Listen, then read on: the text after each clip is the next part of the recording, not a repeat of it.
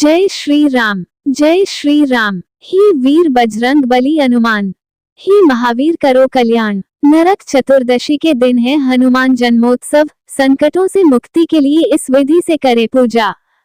इस बार कार्तिक माह वाली हनुमान जयंती 11 नवंबर 2023 शनिवार के दिन है। इस दिन हनुमान जी की विशेष रूप से पूजा अर्चना होती है। बचपन में सूर्य को फल समझकर खा जाने वाले महाबली हनुमान का जन्मोत्सव वर्ष में 2 बार मनाया जाता है। पहला हिंदू पंचांग के अनुसार चैत्र शुक्ल की पूर्णिमा तिथि पर और दूसरी कार्तिक कृष्ण की चतुर्दशी के दिन। कार्तिक माह में कृष्ण पक्ष की चतुर्दशी तिथि पर ही नरक चतुर्दशी और छोटी दिवाली भी मनाई जाती है। इस बार कार्तिक माह वाली हनुमान जयंती 11 नवंबर 2023 शनिवार के दिन है। इस दिन हनुमान जी की विशेष रूप से पूजा अर्चना होती है।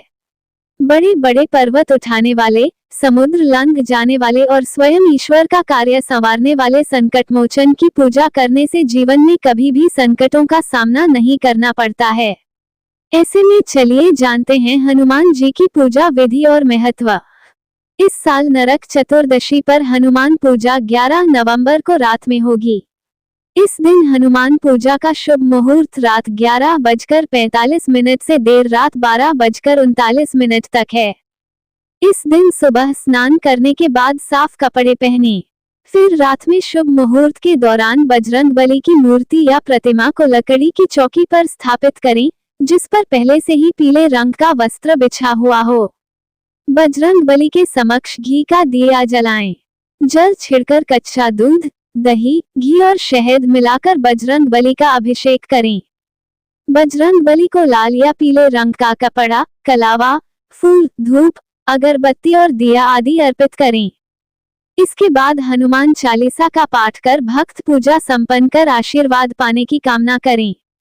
इस दिन हनुमान भक्तों को हनुमान चालीसा, बजरंग बाण, सुंदरकांड और रामायण का पाठ करना चाहिए।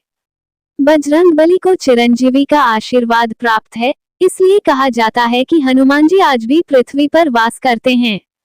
हनुमान जन्मोत्सव के दिन इनकी पूजा आराधना से संकटों से मुक्ति और सुख शांति की प्राप्ति होती है। जिन लोगों की कुंडली में शनि जैसे ग्रह अशुभ प्रभाव डालते हैं, उन्हें हनुमान जी की पूजा जरूर करनी चाहिए। इनकी आराधना करने से नकारात्मक ऊर्जा, भूत प्रेत बाधा, मरण आदि से पुनर्तः मुक्ति मिल जाती है। नमस्कार दोस्तों, बातें ज्ञान की YouTube चैनल में आपका स्वागत है।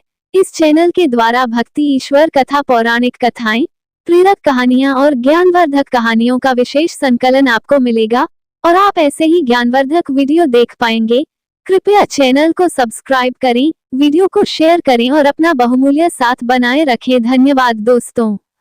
अंजनेरी पर्वत पर भगवान हनुमान का जन्म हुआ था। उनके पिता केसरी बृहस्पति के पुत्र थे और सुमेरु के राजा थे। उनकी मां अंजना एक अप्सरा थी जो पृथ्वी पर रहने के लिए अभिशप्त थी। उसने शिव की तीव्र प्रार्थना के बाद हनुमान को जन्म दिया, जो 12 साल तक चला और जन्म देकर उनकी अभिशाप समाप्त हुई। हनुमान को शिव का अवतार या प्रतिबिंब माना जाता है और अक्सर उन्हें वायुपुत्र कहा जाता है, जिसका अर्थ है वायु भगवान का पुत्र। रामायण की कई व्याख्याएं हैं जो हनुमान के जन्म में वायु की भूमिका का विवरण देती हैं। ऐसी ही एक किंवदंती है कि वायु ने भगवान शिव की पुरुष ऊर्जा को अंजना के गर्भ में स्थानांतरित कर दिया जब उसने और उसके पति केसरी ने भगवान से एक बच्चे के लिए प्रार्थना की। हनुमान को भगवान शिव के 11वें रुद्र अवतार के रूप में माना जाता है और उन्हें शक्ति, ज्ञान, वीरता, बुद्धिमत्ता और निस्वार्थ सेवा के प्रतीक के रूप में पूजा जाता है। उन्हें जीवन भर ब्रह्मचर्य का पालन करने वाला एक अमर माना जाता है और जो सभी प्रकार के नकारात्मक प्रभावों या प्रलोभनों को रोकने की शक्ति रखता है। उन्होंने जो अपना जीवन भगवान राम और सीता को समर्पित कर दिया, उन्होंने बिना किसी उद्देश्य के कभी भी अपनी ताकत या वीरता नहीं दिखाई। इस प्रकार के पुण्यों को प्राप्त करने के लिए हनुमान की पूजा करनी चाहिए। हनुमान जी को बजरंग बली, संकट मोचन, महावीर के नामों से भी जाना जाता है। हनुमान जयंती साल में 2 बार मनाई जाती है। साल की पहली हनुमान जयंती चैत्र मास की पूर्णिमा तिथि को मनाई जाती है और दूसरी कार्तिक मास की कृष्ण पक्ष की चतुर्दशी तिथि को मनाई जाती है। हनुमान जयंती मनाने के बारे में बात की जाए तो एक तिथि को विजयाभिनंदन के रूप में मनाया जाता है, जबकि दूसरी तिथि को जन्मोत्सव के रूप में मनाया जाता है। आइए जानते हैं आखिर साल में 2 बार हनुमान जयंती क्यों मनाई जाती है। पौराणिक कथा के अनुसार जब बाल हनुमान ने सूर्य को आम समझकर उन्हें खाने के लिए दौड़े थे और आकाश में उड़ने लगे, उसी दिन राहु भी सूर्य पर ग्रहण लगाना चाहते थे, लेकिन हनुमान जी को देखकर सूर्यदेव ने उन्हें दूसरा राहु समझ लिया। उस वक्त जब हाहाकार मचा तो इंद्र ने अपने वज्र से हनुमान जी पर प्रहार कर दिया था। हनुमान जी को अचेत हो गए। इससे पवन देव नाराज हो गए और पूरे संसार की वायु रोक दी, जिसके बाद सभी देवी देवताओं ने उन्हें मनाया और हनुमान जी को नया जीवन देकर उन्हें अनेक वरदान दिए। ये समय चैत्र मास की पूर्णिमा तिथि थी। इसी वजह से चैत्र मास की पूर्णिमा तिथि को उनका जन्मदिन मनाया जाता है। इस दिन चैत्र माह की पूर्णिमा का दिन था।